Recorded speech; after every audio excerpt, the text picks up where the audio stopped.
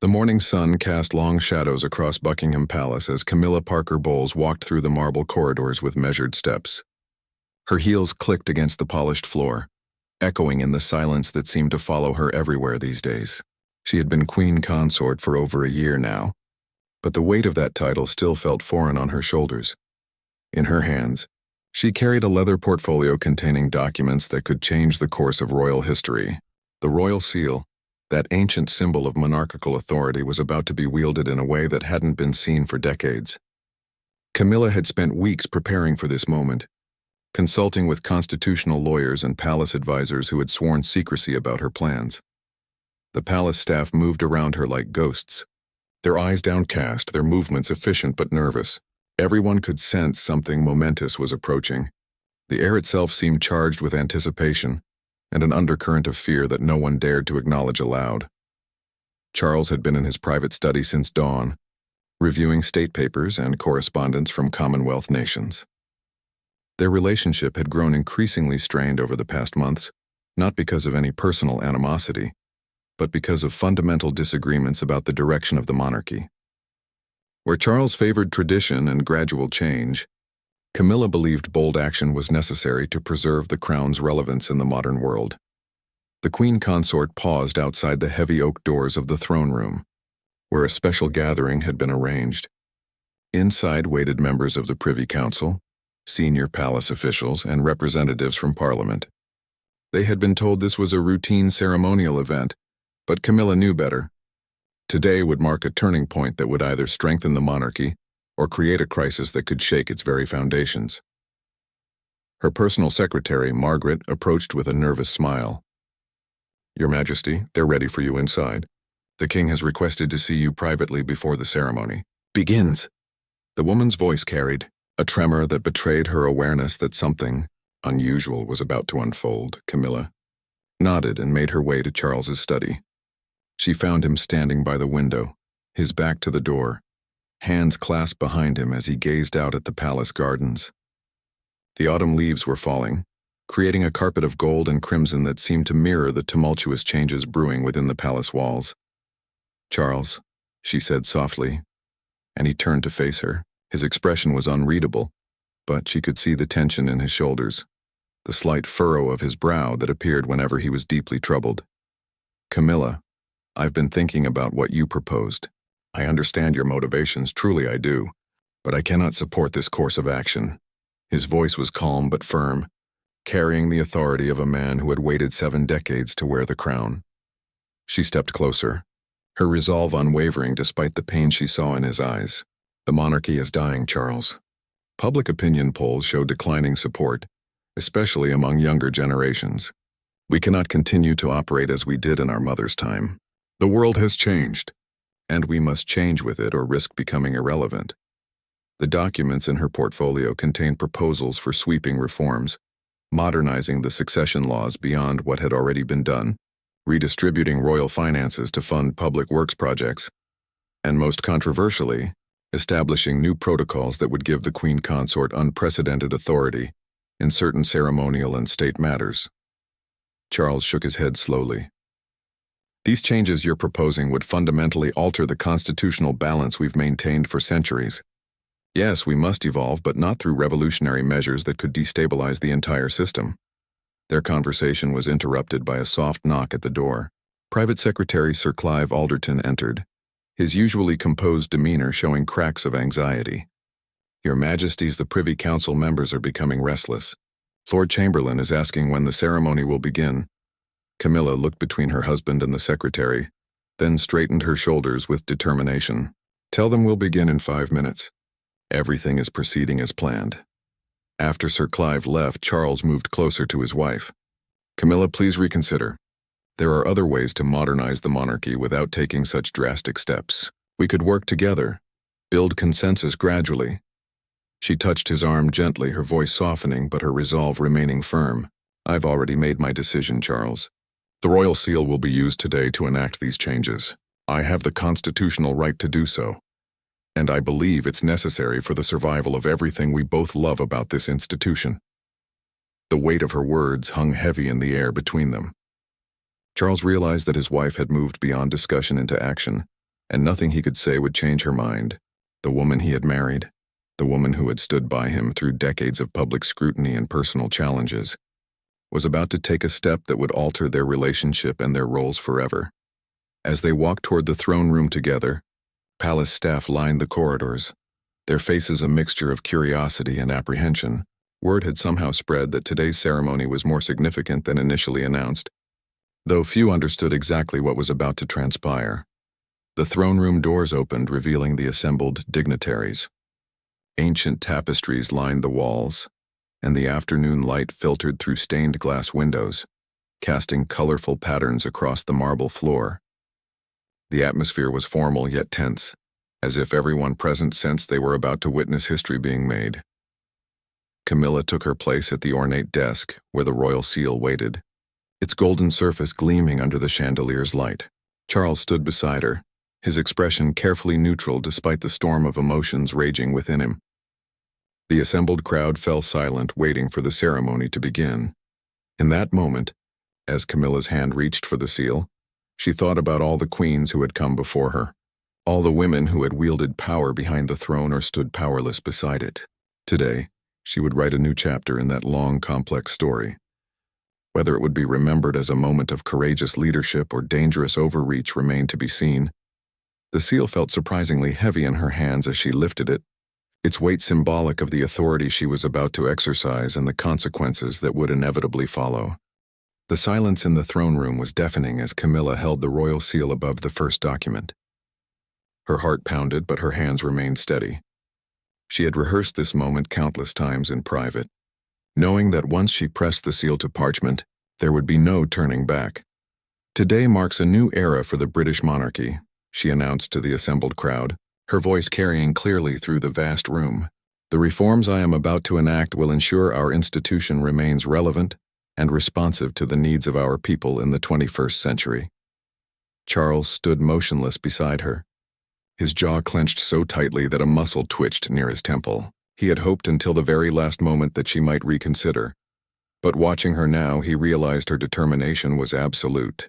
The woman he had married possessed a strength of will that matched his own, and today that strength was directed toward a goal he could not support. Lord Chamberlain shifted uncomfortably in his position near the throne, glancing between the king and queen consort with growing alarm. He had served the royal family for over 2 decades and had never witnessed such tension during a formal ceremony. The other Privy Council members exchanged worried looks, sensing that something far more significant than routine state business was unfolding before them. Camilla pressed the seal firmly onto the first document, the wax making a soft squelching sound that seemed unnaturally loud in the hushed room. The seal bore the traditional symbols of royal authority, but today those ancient emblems were being used to authorize thoroughly modern changes. The first reform eliminated several outdated ceremonial positions within the royal household, redirecting their substantial salaries toward public education initiatives. It was a symbolic but meaningful gesture, demonstrating that the monarchy was willing to sacrifice tradition for the greater good. "These changes," Camilla continued, moving to the second document, "will demonstrate our commitment to serving the British people rather than simply expecting their service to us."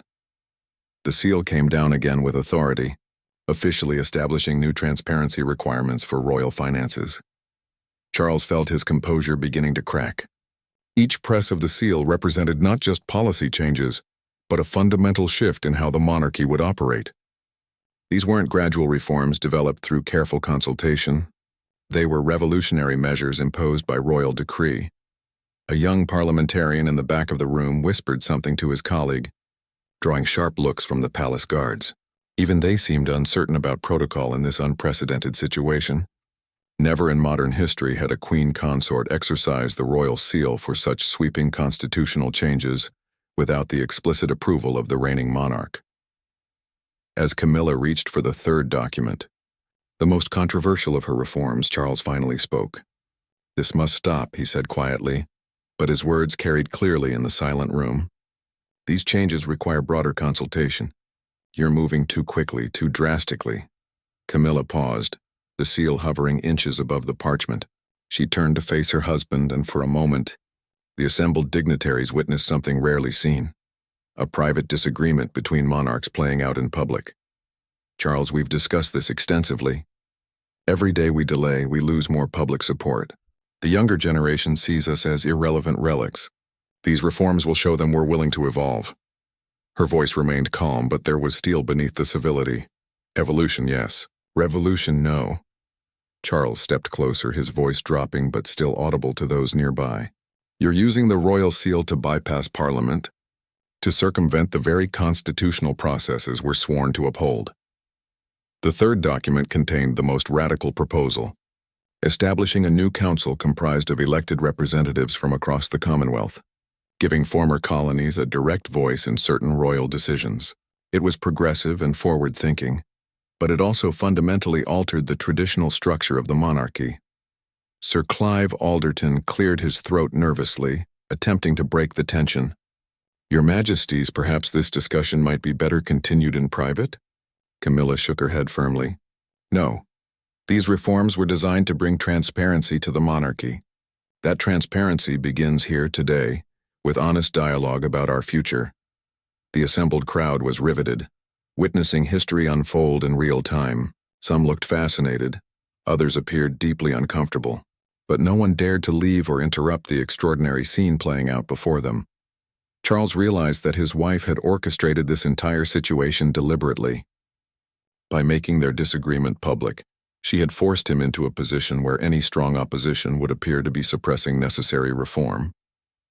It was a masterstroke of political maneuvering, and despite his frustration, he couldn't help but admire her strategic thinking. You've put me in an impossible position, he said, his voice heavy with resignation and something that might have been betrayal. You knew I couldn't support these measures, yet you've proceeded anyway.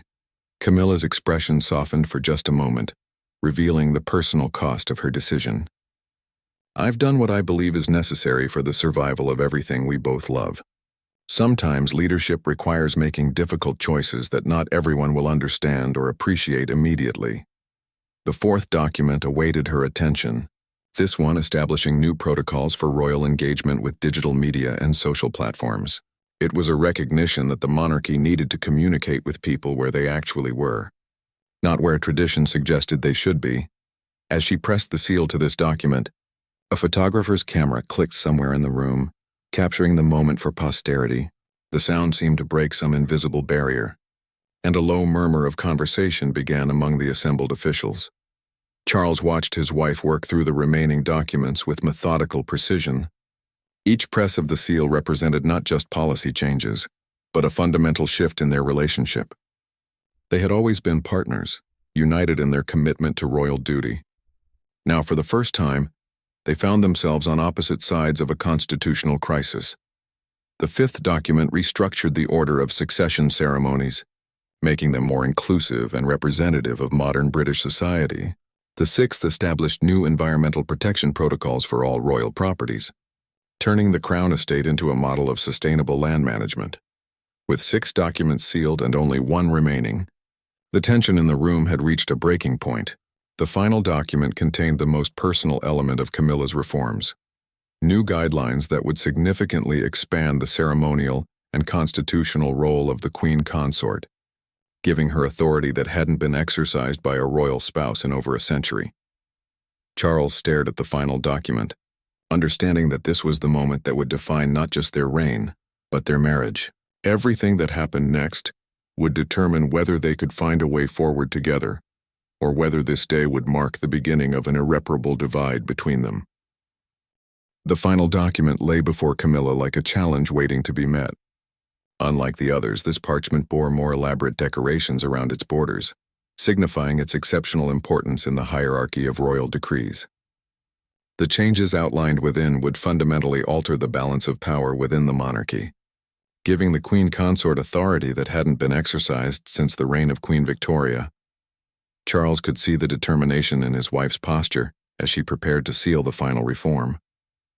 The document would grant her the right to independently engage in diplomatic relations with Commonwealth nations, establish her own court procedures, and, most significantly, override certain traditional protocols that had long restricted the influence of royal consorts. "Camilla," he said one final time, his voice carrying a mixture of plea and warning, "this last document goes beyond reform. You're fundamentally altering the constitutional monarchy as we know it. She met his gaze directly, and in her eyes, he saw not defiance, but profound sadness mixed with unwavering resolve. The monarchy as we know it is already dying, Charles. These changes offer it a chance at rebirth. The assembled crowd held its collective breath as Camilla raised the royal seal for the final time. The afternoon light had shifted, casting longer shadows across the throne room, as if the very architecture of the palace was acknowledging the historic nature of this moment. But as her hand began its downward motion, Charles made a decision that surprised everyone in the room, including himself. With a swift, decisive movement, he reached across the desk and grasped the documents, all 7 of them, before anyone could react. "I cannot allow this to proceed," he declared, his voice carrying the full authority of his position as king. The transformation was remarkable. Gone was the conflicted husband, replaced by a monarch asserting his constitutional prerogative. Camilla froze, the seal still in her hand, staring at her husband in shock. In all their years together, through every disagreement and challenge, he had never directly opposed her with such finality. The assembled officials gasped audibly, and several Privy Council members rose from their seats as if unsure whether they should intervene. "Charles, what are you doing?" Camilla's voice was barely above a whisper, but it carried clearly in the stunned silence. "What I should have done from the beginning," he replied, his hands tightening around the documents. "These reforms, while well-intentioned, represent a fundamental breach of constitutional process. They bypass Parliament, ignore centuries of precedent, and threaten to destabilize the very institution we're sworn to protect." Lord Chamberlain stepped forward hesitantly, his usual composed demeanor completely shattered. "Your Majesty, the documents have already been sealed. The first 6 reforms are now officially enacted royal decrees." Charles looked down at the papers in his hands, seeing the fresh wax seals still glistening on 6 of the 7 documents. His wife had succeeded in implementing the majority of her agenda, but the most significant change, the one that would have fundamentally altered the role of Queen Consort, remained unsealed. "Then we have a constitutional crisis," Charles said grimly. 6 reforms enacted through proper use of the royal seal, but without the consultation and consideration such sweeping changes deserve. Camilla slowly lowered the seal to the desk, the weight of the situation finally settling upon her. She had achieved most of what she set out to accomplish, but at a cost she hadn't fully anticipated. The look on Charles's face told her that their relationship, both personal and professional, had been fundamentally altered by the events of this afternoon. Sir Clive Alderton attempted to restore some semblance of order to the proceedings. "Your Majesties, perhaps we should adjourn this ceremony while the constitutional implications are reviewed by appropriate authorities." But Charles wasn't finished. The documents in his hands represented more than just policy disagreements. They symbolized a breach of trust that went to the heart of how he understood his role as king and his partnership with his wife. "These documents," he continued, his voice growing stronger with each word, "represent an attempt to fundamentally alter our constitutional monarchy, without proper consultation, without parliamentary review, and without the consent of the people we serve." The photographer who had captured earlier moments now seemed paralyzed by the drama unfolding before him, his camera hanging forgotten around his neck. This was no longer a ceremonial event but a constitutional crisis playing out in real time. Camilla found her voice again, though it carried none of its earlier confidence. "The royal seal was used properly and legally. I have the constitutional right to enact these reforms. Legal, perhaps," Charles acknowledged, "but not appropriate. Not without the broader consultation such changes require." He paused, looking around the room at the shocked faces of Britain's most senior officials. "The monarchy derives its legitimacy from the consent of the people, not from the arbitrary exercise of ancient powers." The weight of his words settled over the assembly like a heavy blanket. Here was a king arguing against the very prerogatives that gave the monarchy its authority, choosing constitutional propriety over royal privilege. Camilla stepped back from the desk, her carefully planned ceremony crumbling around her.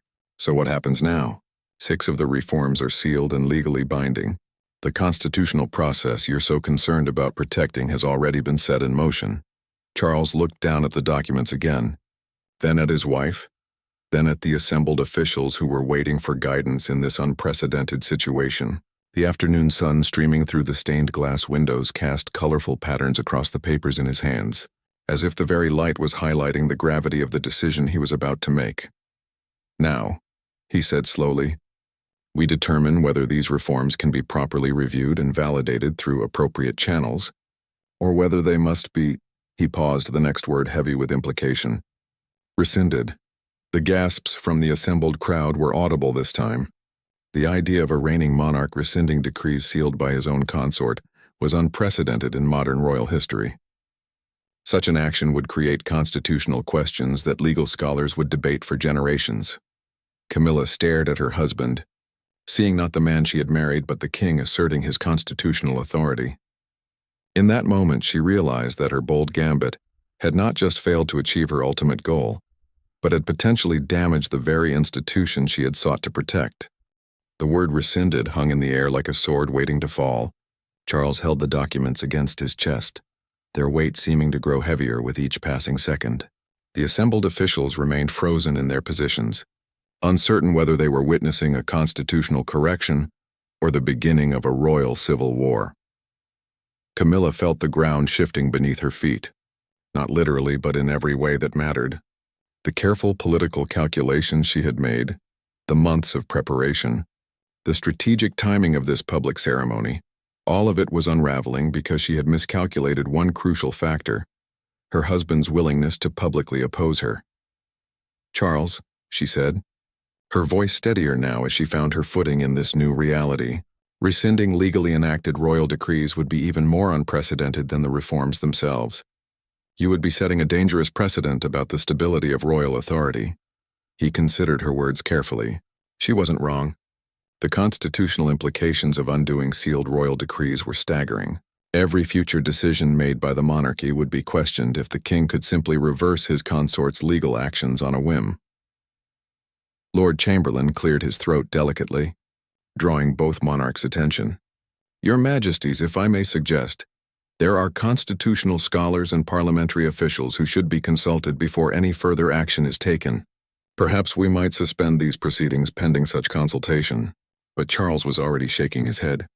"No, this situation requires immediate resolution. We cannot leave the constitutional status of these reforms in limbo while lawyers debate precedent." The young parliamentarian who had whispered earlier now spoke up, his voice trembling with nervous energy. "Your Majesty, with respect, Parliament has the right to review any royal decree that fundamentally alters governmental structure. Perhaps that would be the appropriate next step." Camilla seized on this suggestion like a lifeline. "Parliament can review the reforms and validate their necessity. The people's representatives can confirm what I've done today serves the national interest." Charles looked at her sharply. "And if Parliament rejects the reforms? If they determine you've overstepped constitutional bounds, then I'll accept their judgment," she replied, though the tightness around her eyes suggested this concession came at great personal cost. The standoff continued for several long minutes, with neither monarch willing to back down completely. The assembled officials shifted uncomfortably, trapped between their loyalty to the crown and their understanding that they were witnessing an unprecedented constitutional crisis. Finally, Charles made his decision. Instead of placing the documents back on the desk or handing them to palace officials, he did something that stunned everyone present.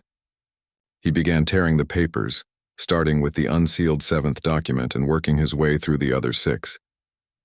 The sound of ripping parchment echoed through the throne room like gunshots.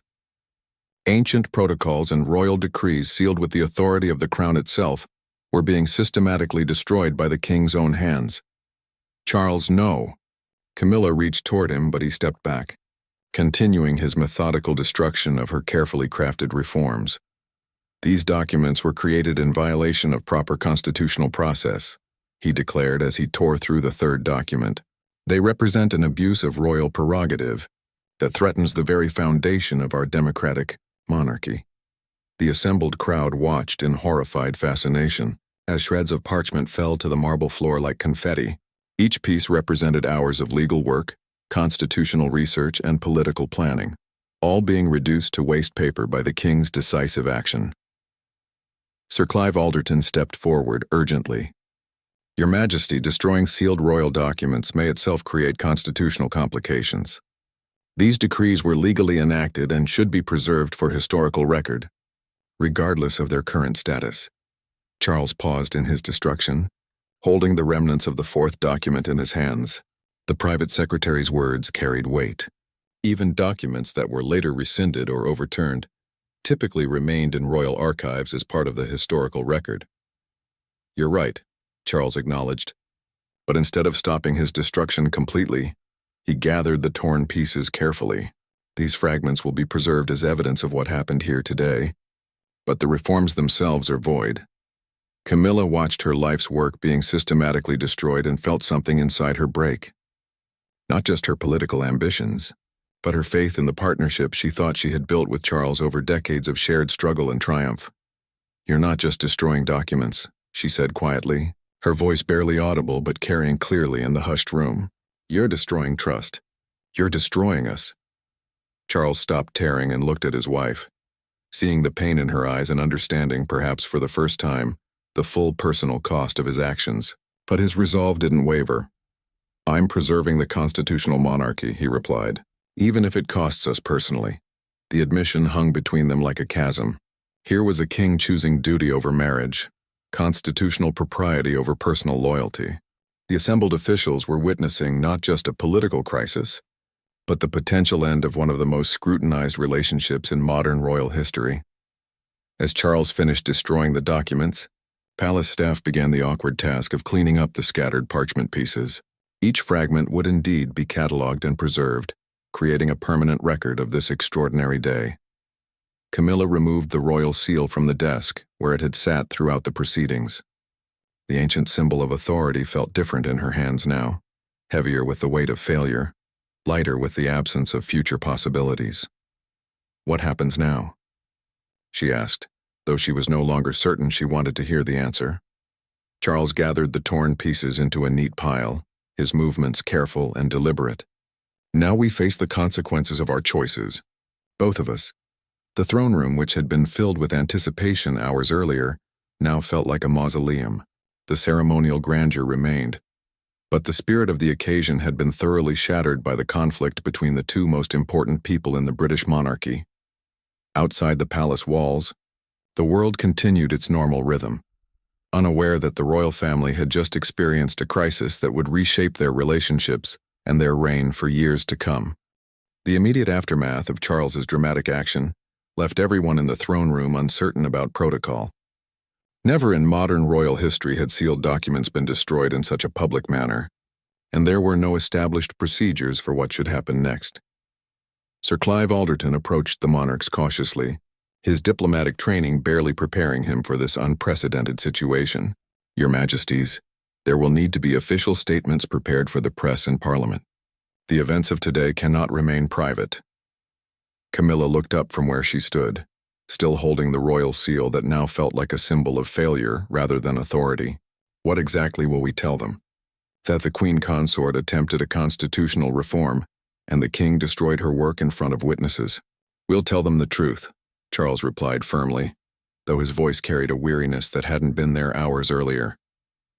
That differences of opinion about constitutional matters were resolved through proper royal authority. The euphemistic language barely concealed the magnitude of what had transpired. Lord Chamberlain stepped forward with his own concerns. "The Privy Council members present today are bound by oath to maintain confidentiality about royal proceedings, but Parliament representatives have no such restrictions. This story will reach the press within hours, indeed." The young parliamentarian who had spoken earlier was already checking his phone discreetly, clearly understanding that he had witnessed something historically significant. The other officials were exchanging meaningful glances, each realizing they would forever be associated with this constitutional crisis. Camilla walked slowly to one of the tall windows overlooking the palace gardens. The autumn afternoon was fading into evening, and the grounds looked peaceful and unchanging despite the upheaval inside. "Charles, do you understand what you've done? Not just to the reforms, but to the perception of royal unity." He joined her at the window, maintaining a careful distance but close enough for private conversation. "I understand that preserving constitutional propriety sometimes requires difficult personal sacrifices. Personal sacrifices, she repeated bitterly. Is that what you call destroying your wife's work in front of the most senior officials in the realm? The pain in her voice was evident to everyone present, but Charles's expression remained resolute. I call it preventing a constitutional crisis from becoming a constitutional catastrophe. Their conversation was interrupted by the arrival of additional palace staff, including the press secretary, who had clearly been summoned urgently. The woman's usually composed demeanor showed cracks of anxiety as she surveyed the scene of torn documents and tense officials. Your Majesties, she said carefully, I'm receiving inquiries from multiple news organizations. Apparently some details about today's ceremony have already reached the media. Camilla turned from the window, her expression grim. How much do they know? Enough to understand that something significant occurred during what was supposed to be a routine ceremonial event. They're requesting official statements and asking for clarification about the nature of the Queen Consort's reforms. Charles moved back to the desk where the fragments of the documents lay in neat piles. Prepare a statement explaining that proposed constitutional reforms were reviewed and determined to require additional consultation before implementation. That's not what happened, Camilla interjected sharply. 6 of those reforms were legally sealed and enacted before you destroyed them. The constitutional process was completed, not suspended. The press secretary looked between the monarchs uncertainly, realizing that any statement she prepared would need to navigate the complex reality of what had actually transpired. How do you explain that royal decrees were both legally enacted and simultaneously destroyed? Sir Clive Alderton attempted to provide guidance. Perhaps the statement should acknowledge that constitutional questions arose during the ceremony that require resolution through appropriate channels, but Camilla was no longer interested in diplomatic language. The appropriate channel was the royal seal, which was used legally and properly. The constitutional question is whether a reigning monarch can arbitrarily destroy legal documents sealed by his consort. Her words carried implications that made everyone in the room uncomfortable. If Camilla chose to challenge Charles's actions through legal channels, it could create a constitutional crisis that would make today's events seem minor by comparison. Charles understood the threat implicit in his wife's words. Are you suggesting that you might pursue legal remedies for my actions today? The question hung in the air like a challenge. Camilla considered her response carefully, aware that her next words could determine not just their personal relationship, but the future stability of the monarchy itself. I'm suggesting that we both need to consider the full consequences of our actions today, she replied diplomatically. Your destruction of sealed documents raises constitutional questions that won't be resolved by press statements and careful language. The assembled officials realized they were witnessing not just the end of a ceremony, but potentially the beginning of a legal and constitutional battle that could consume the monarchy for months or years to come. The press secretary cleared her throat nervously. Your Majesties, the media inquiries are becoming more urgent. Several major news organizations are preparing to run stories about constitutional crisis within the royal family. Charles realized that time was running out for damage control. Whatever statements they prepared now would need to address not just what happened, but what it meant for the future of the monarchy. Schedule a joint appearance, he decided. The Queen Consort and I will address this situation together, presenting a united front despite our constitutional disagreements. Camilla looked at him skeptically. A united front? After you publicly destroyed my work? The press isn't stupid, Charles. They'll see through any attempt to present this as a minor disagreement. Then we'll acknowledge our disagreements while emphasizing our shared commitment to constitutional propriety and the future of the monarchy, he replied. The suggestion of a joint appearance brought its own complications. How do you present unity after such a public display of division? How do you explain constitutional disagreements without appearing to undermine royal authority? As evening settled over the palace, the throne room began to empty, as officials departed to begin the complex process of managing the fallout from the day's events. But Charles and Camilla remained, standing among the fragments of her reforms, each understanding that their relationship and their reign had been fundamentally altered by the choices they had made. The royal seal sat abandoned on the desk, its golden surface reflecting the last rays of afternoon sunlight, streaming through the stained glass windows. Tomorrow, that same seal would be used for routine state business. but it would forever carry the memory of the day when a queen consort's reforms were sealed and destroyed within the span of a single afternoon.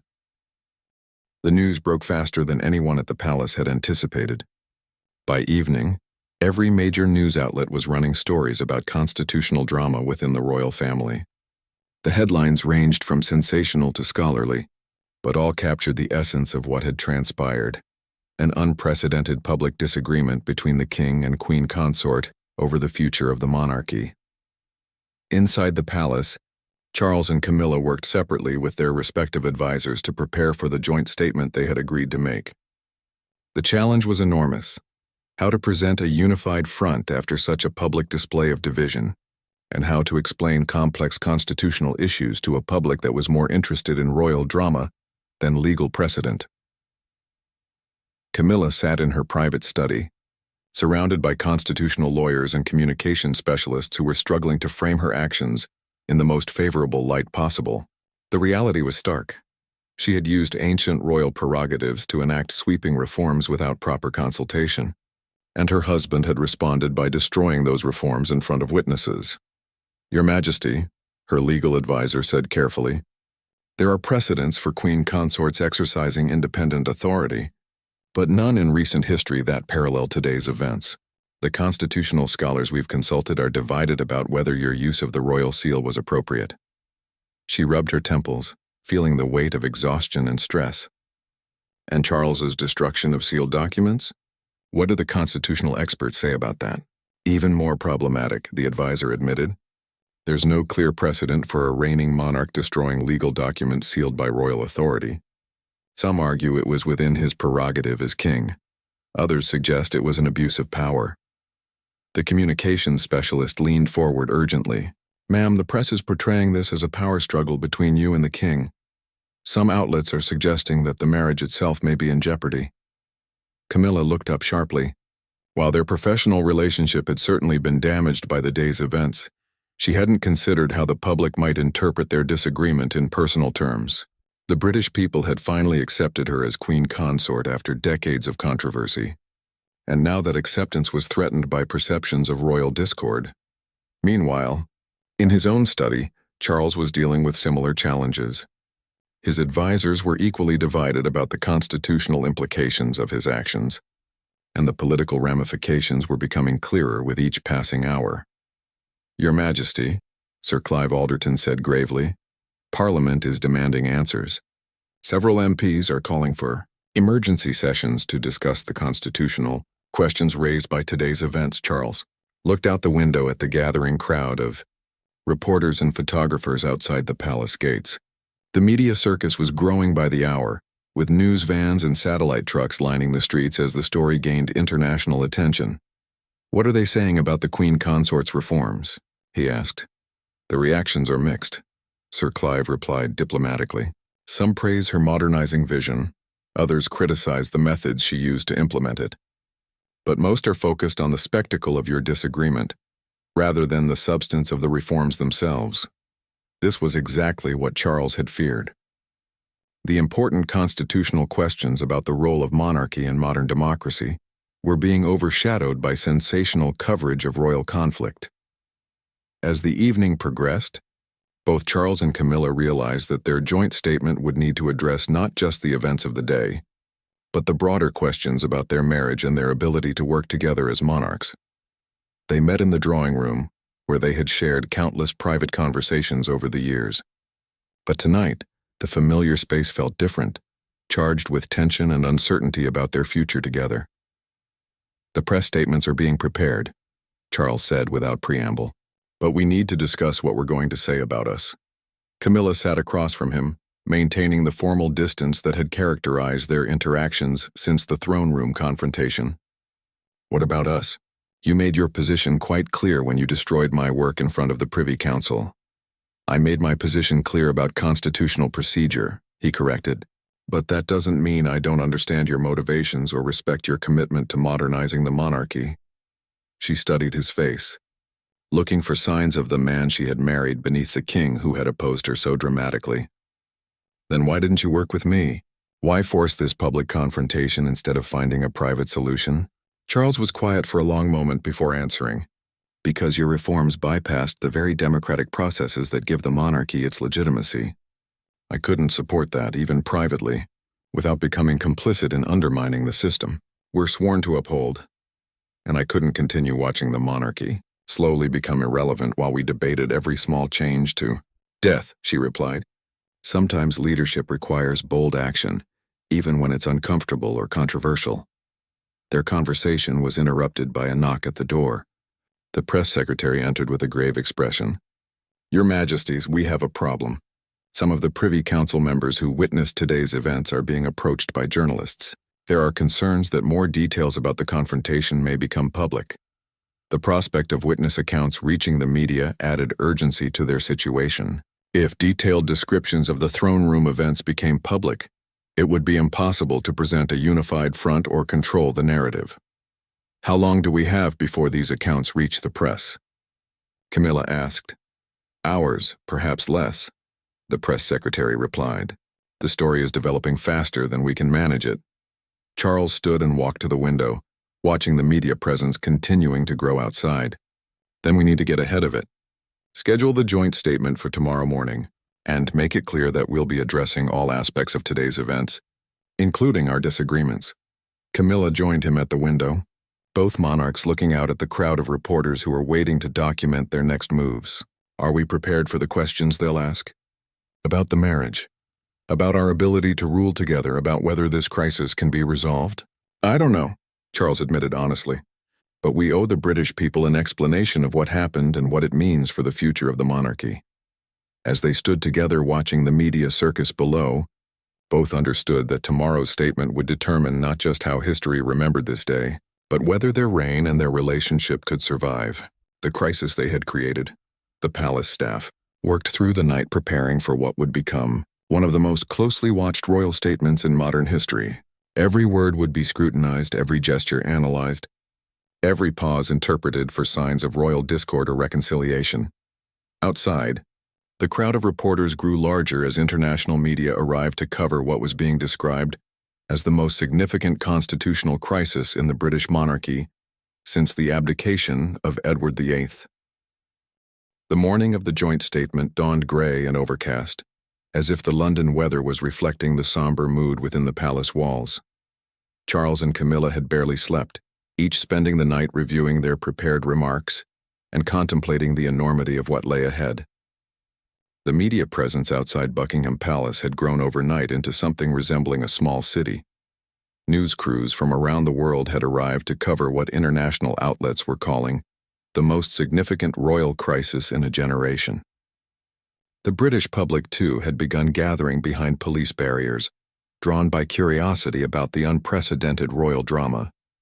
Inside the palace, final preparations were underway for what would be remembered as one of the most important royal statements in modern history.